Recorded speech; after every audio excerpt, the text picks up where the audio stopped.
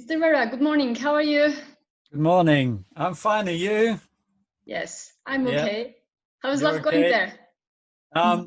Yeah, you know, the same as all over the globe, I can imagine. So I don't think we'll ever forget 2020. 2020 Yes. will always be that special year that started absolutely normal, and then all of a sudden it all turned south. Yeah. You mentioned this period as a Twilight Zone. Shall we Yeah. start with this? Why do you think this way? Um, You know, I always say that Corona, COVID-19 was not a tipping point. The tipping point was in the past. I think that around 2010, 2012, we passed the tipping point between the old normal that is going to die. We all knew that the economic system was going to come to an end and that would be replaced by something new. And I think that the tipping point where we really realized that was around 2010, 2012, with the birth of the sharing economy, of the platform economies. But the problem with that is that it's not just the old world ends and then there is a new world. We entered the Twilight Zone, the zone in between the old normal and the new normal. The old normal is not dead yet. We see quite a lot of remains of the old business models that are still working, and the new normal is not there yet. And I think that what we've seen now during COVID-19 was not a tipping point, but was a wake-up call. Was, hey guys, really realize that the old world is dying. We had a speed course into digitization, but COVID-19 has not revealed anything new. It was just very clear now, something is happening. And we had already entered the Twilight Zone, and I think that the Twilight Zone will last for the next 10 years, that we entered the Twilight 20s, in between the old normal, where we go see the remains of the old normal slowly falling apart and are going to be replaced more and more by new normal. And the good thing about it is that all companies can work together to create that new normal. It's not there yet. It's not some kind of door that you can open and you walk into, hey, here is the new normal. There is no door like that. It is something that you, I, all of us can make together. And I think that is so exciting. So the Twilight Zone should not be something frightening. For me, it's something very exciting, a once in a lifetime opportunity. Yes. Yeah. So then what is the magic formula? The magic formula is what every company should try to do. And I call it the tree principle, TREE. And the first is the T of technology. The fact that the world is changing is due to that technology is changing us as people and is changing the society. We were a one-to-many society, and now we have entered a society in which everybody is connected to everybody. You and I, even if we live like 4,000 kilometers apart, we can connect directly. We can talk to each other all the time through social media, through this type of Zoom or Skype or whatever meetings. So we live in a hyper-connected world, and that world has changed. And that world has changed due to technology. So companies need to realize that it's all about ones and zero. It's all about digitization. So technology first. The second is red ocean strategy. What do I mean with red ocean strategy is, as companies, we thought for way too long, it's all about making new products and trying to conquer new markets. But now, if you look at the successful companies like Uber, Airbnb, a couple of others, the only thing that they did was look at you and try to find out where you had customer frustrations and take those customer frustrations away and turn them into customer delight. So they didn't focus on developing new products. They focused on customers, and they focused on the customer frustrations caused by the traditional companies. If the taxi business would have done a good job, there would have never been Uber. So that's what I call a red ocean strategy. Focus on existing customers, on your existing customers and focus on taking away customer frustrations and turn them into customer delight. The E stands for engaged customers. If you do that with your customers will feel part of your company. And people that are engaged, they start to do stuff for your company. If you look at Tesla, Tesla has conquered the world, but has never done any traditional marketing, because you and I, whether we like Tesla or not, the likers, but also the dislikers, are the sales and marketing department for Tesla. And who does the quality control for Amazon or for Uber or for Airbnb? You and I. We give the stars, we give the ratings. So we work for those companies because we feel engaged. And then the last is the E of ecosystems.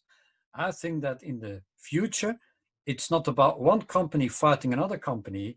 It's about one ecosystem fighting another ecosystem. We'll see the global economy kind of collapsing. We'll see a shift from a global economy to more local economies and to more local ecosystems. And companies need to realize that they need to find partners in new ecosystems. So it's ecosystems. So technology, red ocean strategy, engage customers, and ecosystems.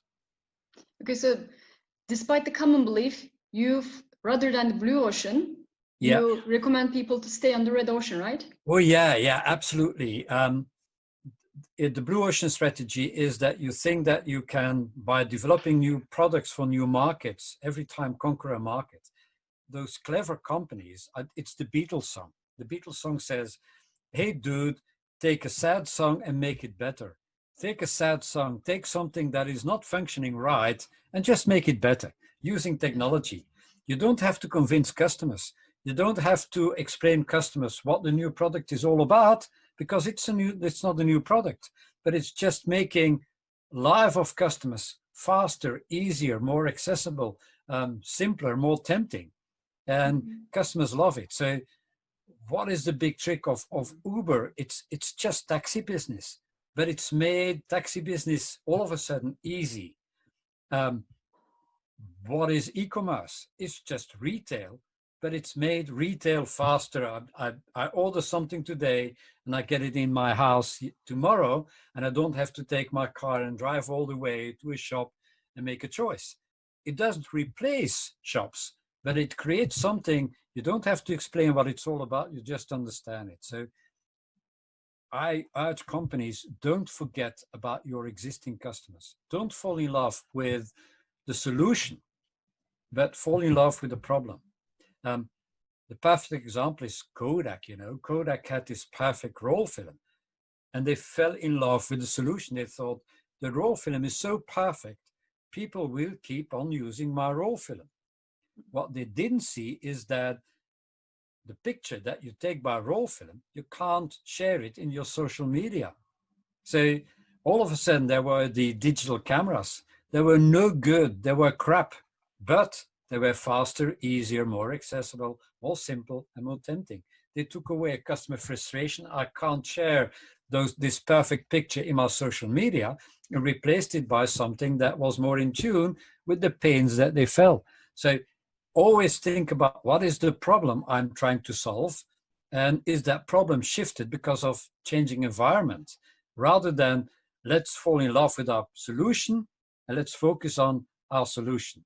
That's what I mean with the red ocean strategy. Focus on your customers, not on your product.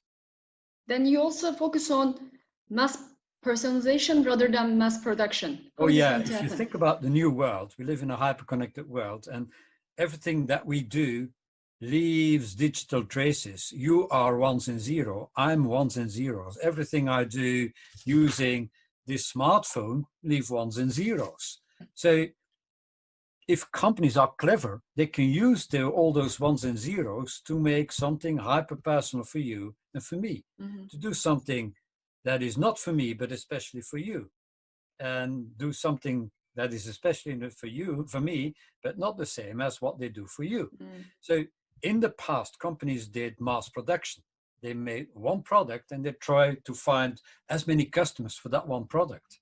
Now, in the future, companies will use our data more and more to make it personal for you and for me, and to adapt their product and their service to what you want. So they will move from mass production to mass personalization.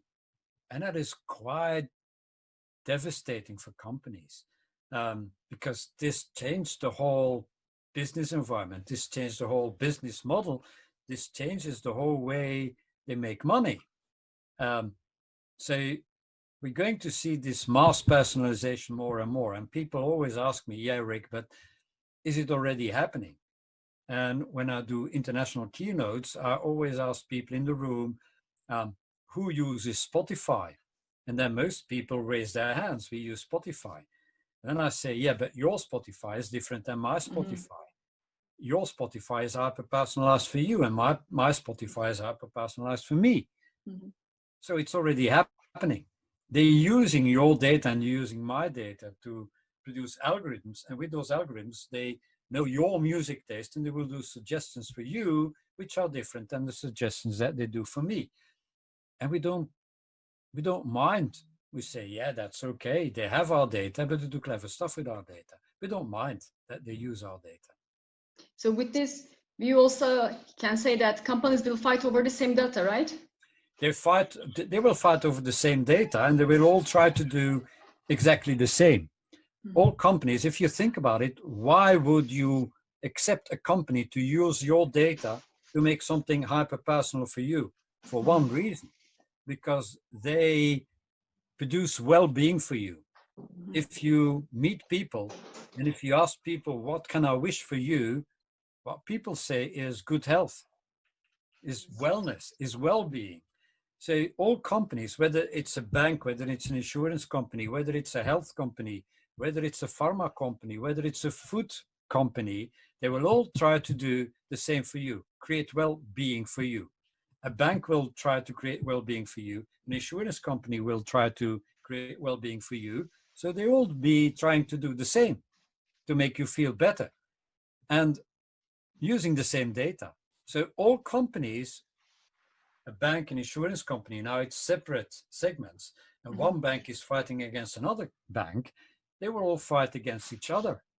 Yes. And they will all realize that they have to work together in order to be able to do that. So a bank will work together with an insurance company, will work together with a pharma company, will work together with a food company to gather as much data as they can to create the best well-being for you. So one ecosystem is going to fight another ecosystem. I see. Thank you very much, Mr. Vera, for this useful information, and maybe we'll see you in Istanbul in the near future. Hope to see you. I hope that we can travel again. Yes. That we fight this terrible disease, and we're going to do that. I count on big data as well here. Also, in trying to beat Corona, we will need big data, and we have big data. We will beat it. I'm pretty sure about that. Okay, then hope to see you again in physical in Istanbul, and stay safe, keep well. Yeah, see you in Istanbul. Bye-bye. Bye.